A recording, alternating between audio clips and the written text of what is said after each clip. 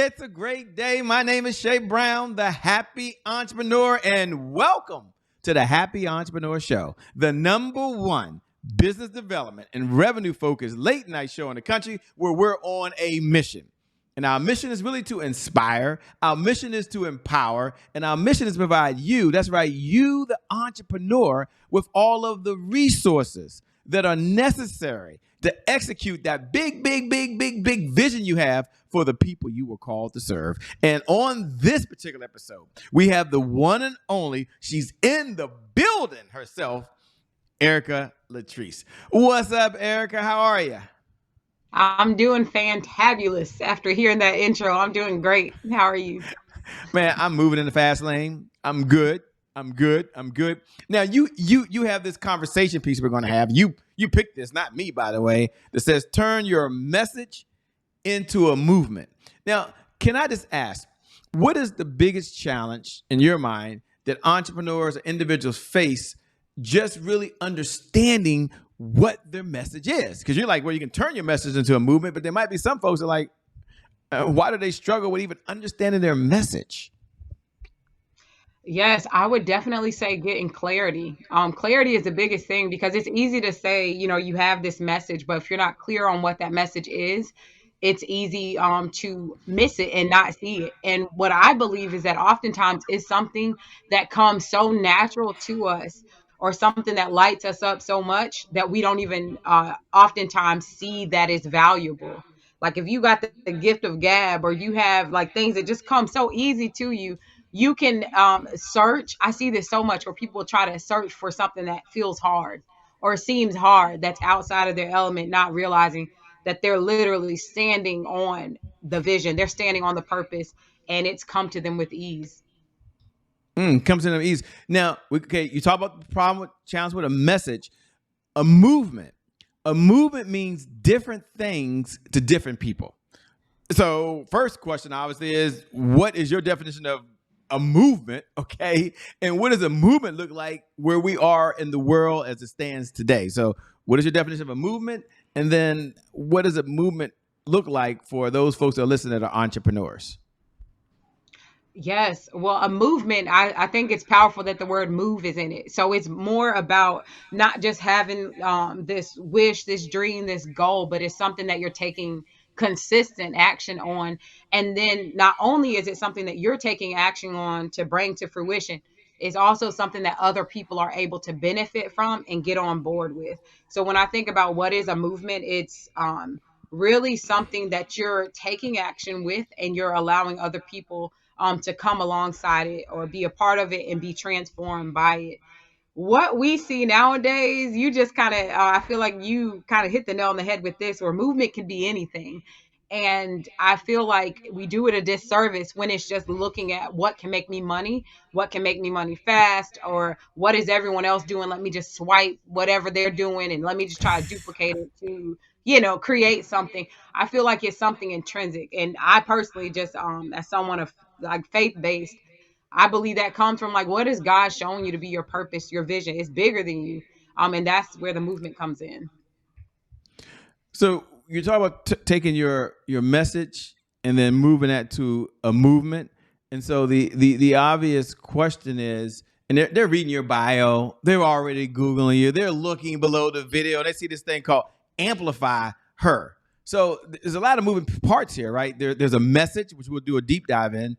Then you said there's this movement, and then you said your whole mission is to help folks amplify her.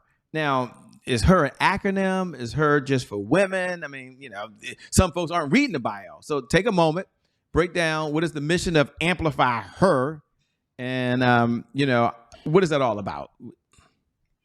Yes. So Amplify Her is, I would say, my movement that came to me several years ago, and it's created for women to help them expand their reach, increase their voice, to stand on their story. And that looks like a lot of things, but it definitely encompasses getting that clarity, knowing what your message is, kind of what we're talking about, because too often we try to jump ahead and market. You know how it is, like everyone wants to make content and show up, but not have anything behind that, to show up with. So Amplify Her is equipping women in a way that they're able to not just have that message, but get the things that are needed underneath to get that message out and then continue to stand on their story in the process. One of the things I admire most is you talk a lot about just know why you're doing what you're doing. And I know it's a phrase that's overused. So I'd like you to debunk two things, but it's still a powerful phrase. And it's so true, although it's been used so many times. The first one is around this movement. I hate to be the Debbie Downer here, but sometimes you feel like a movement is it for folks who just want to sell people their products and services. So you create this movement, so you have people to sell. That's number one. Is that true? Is that false? What's your view on the world on that, so that folks understand where your heart is? Because I know where it is, but some folks might not know. You're not, and then so you're not just pulling down the walls of Jerusalem. Can I say that on here? Everything I learned in Pentecostal church. Okay, it's a topic for another time. But you're not just letting down the walls of Jerusalem into this movement. That's number one. And number two, you talk a lot about knowing your why. So bring those two together. Here's the question: know your why, and then how does someone make sure that they're not going to be part of a movement where people are just trying to sell them, sell them, sell them, sell them, sell them. Yes. So I think when it comes to like someone just trying to sell you, the more that I have been able to talk to women, I've spoken to tens of thousands, I probably would say, in some way, shape, or form. It's so much bigger than just selling them. Like I've had people that literally just did not know how much their voice mattered, and they weren't even called to entrepreneurship. They were change agents for other people. They were voices for people that couldn't speak up. They were opportunities that no one else had ever thought about. Coming out of even women that experienced domestic violence, I will never forget a person that was a part of our movement who, because of her being in the movement and being around that energy and being around other people that were being change agents, she was able to secure a vehicle, a location, literally just to be a giver and change lives of people that were trying to escape toxic, violent relationships. And so, I mean, it can be anything, but I do believe, I'm a firm believer in if you've been called to something, God can call us to wealth. So I don't believe in the whole like be afraid to sell, be afraid, to earn income off of your message. I'm team. People get mad at me about this because when I first started out and speaking over like 10 years ago, people get mad about paying to speak. I'm team. You get paid, you can pay, you whatever. You have to know again now. So that goes back to the why. When you know why you're showing up, and when you know why, whether it's the marketplace or the world as a whole needs what you have, then from there you can start leveraging. So when I think about the why, for me, it's bigger than me. I think about my children. I think about my spouse. I think about my nieces, my nephews, my family, women that are dealing with what I had to overcome. And I think that all of us should take a moment to dig deep in this limited amount of time we have here on this earth, to see what are you trading your day for.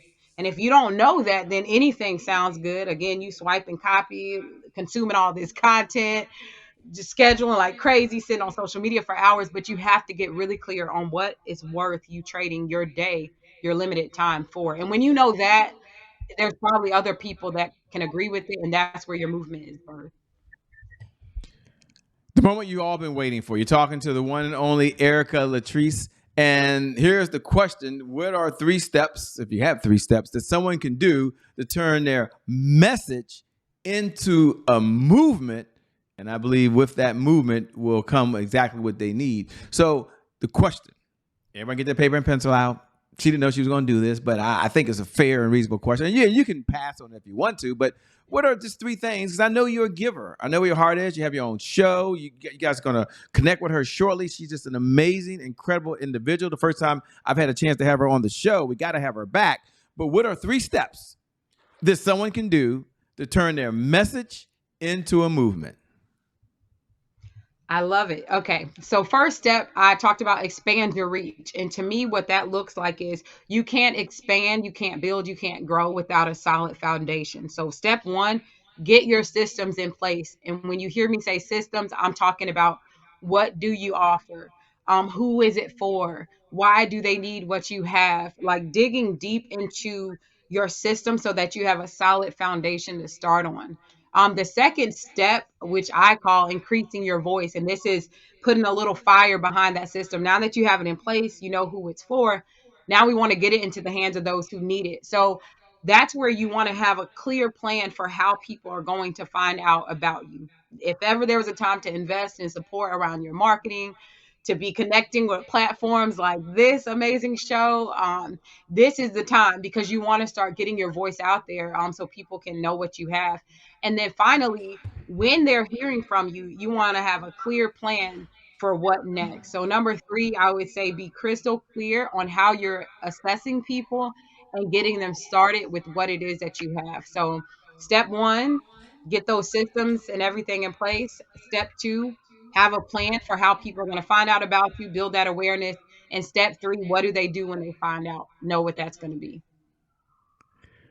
Perfect. Spot on. Folks now are thinking, at least I'm thinking as well, what's the backstory? What was the backstory to lead you where you are? And more importantly, what was that pivotal moment? That moment you said, okay, because this has taken place, because of where I'm at, I'm now going to be on this mission to help women amplify her voice or amplify her movement. So, two-part question. Number one, what's the backstory? Who is this person, Shay, you're talking to? And number two, what was that pivotal moment? What was that moment that she changed and said, you know what? I know this is for me and I'm on this path.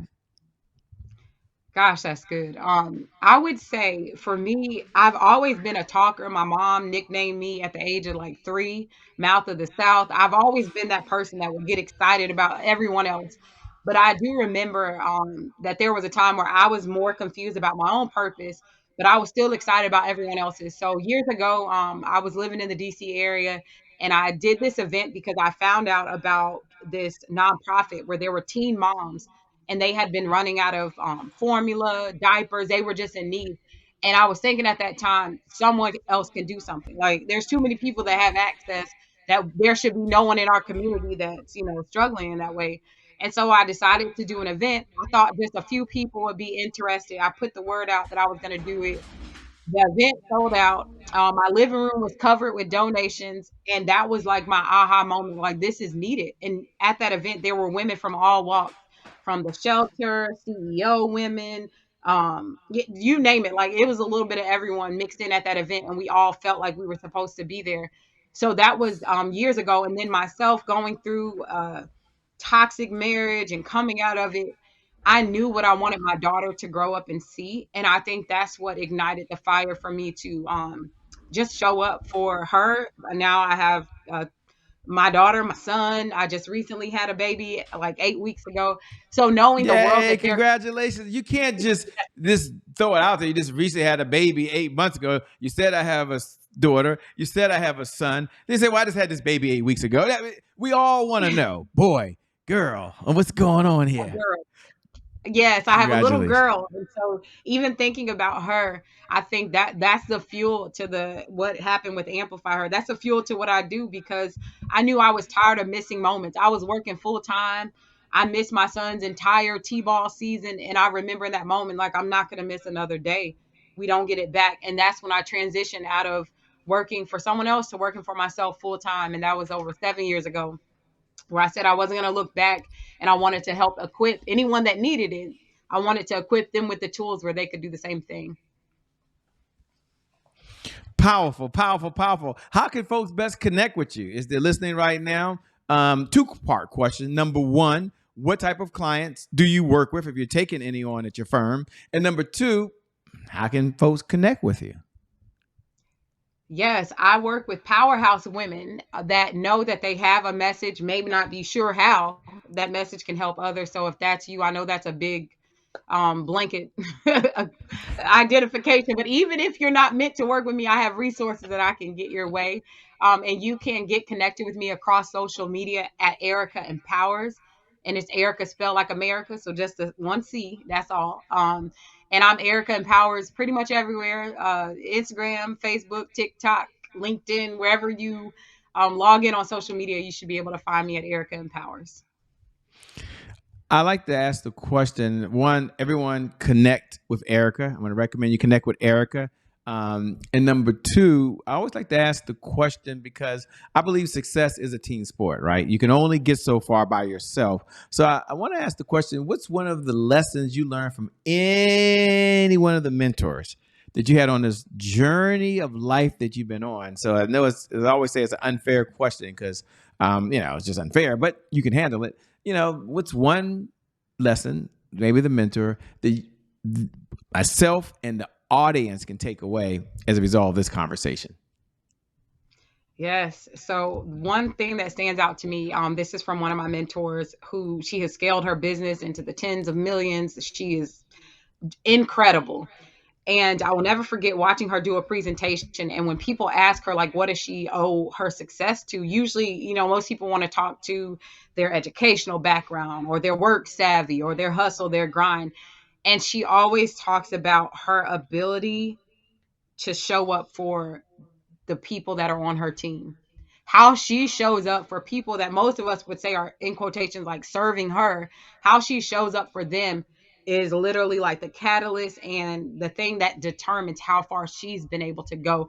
So basically being like a true servant leader. And I think that has taught me so much, how you take care of the people that you're leaning on for your growth.